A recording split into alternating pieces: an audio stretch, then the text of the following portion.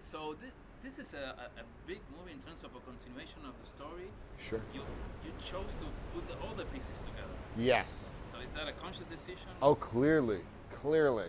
Um, Part of that reason is because we were never able to get outside. We were never able to step into the future until all issues were resolved. So we were having fun with the Han character and bringing in the Han character to this trilogy. And yet, we knew by doing that we were always living behind Tokyo Drift. This film, it was imperative to pay off all debts so that Seven would become New Frontier. So the movie is very old school in terms of practical effects and action. So what do you think about the action movies of today? Because you specifically chose, and I know deliberately, to film it that way. Yeah, the action films of today, I think they're great. I think they're satisfying for people. There is a lot that you must suspend, the realism that you must suspend. You must live in the imagination entirely to buy all of that's going on in these action movies. 50-foot robots and what have you that turn into cars. That's all fun. That's a fun movie. We want to be a fun movie, but we also want to have something more. We want to celebrate themes in a way that we've been able to do by trying to keep it as practical as possible. I think that we can even go further in some areas to make it more dynamic and more practical.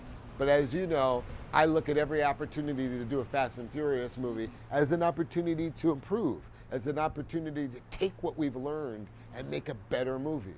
That's the fun and the blessing of that opportunity to be still standing here. I think it's a testament to why we're still standing here, because we never rest on the laurels. There's no such word as complacency when we think about this. The second I'm done talking here, I go back to the drawing board and I'm humped over my desk, trying to mastermind the seven and trying to fit 7, 8, and 9 into a cohesive trilogy.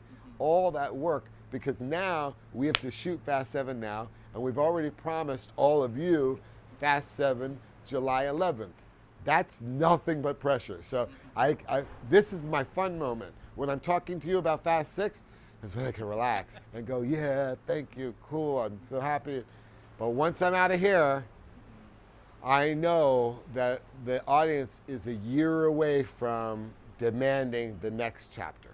You were in the boiler room. Yes. On an action movie. You Sure. were with the Find Me Guilty. Sure. So what do you learn about those experiences in terms of bringing you as an actor? Yeah.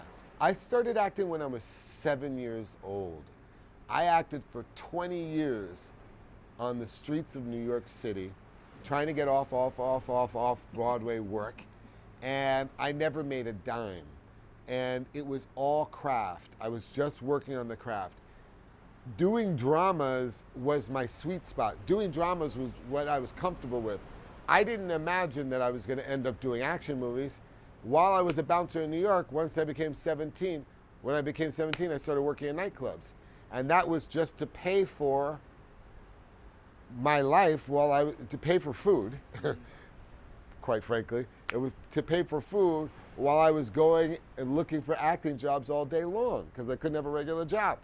And when I was bouncing, as a bouncer in New York City at that time, when there's fighting every single night, you're controlling 3,000 people in a nightclub, anything can happen. You have to make sure that you're formidable. So you have to go to the gym and train. You have to get some size so that you can be somewhat imposing when you tell 10 guys they got to get out of the club. And that choice. I could have been a bike messenger. I quit after 3 days of being a bike messenger. But I could have been a bike messenger, and I probably wouldn't have been an action star.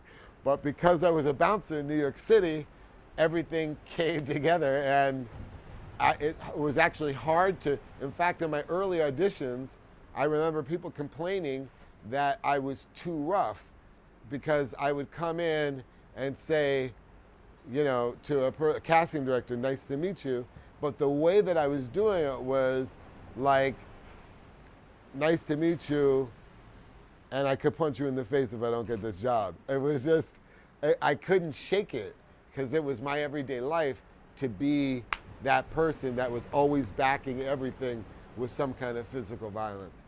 Okay, thank you very much. Oh, my pleasure. Great movie. Yes, you saw it yesterday? Yes. Back to the 80s, old school. Right? It should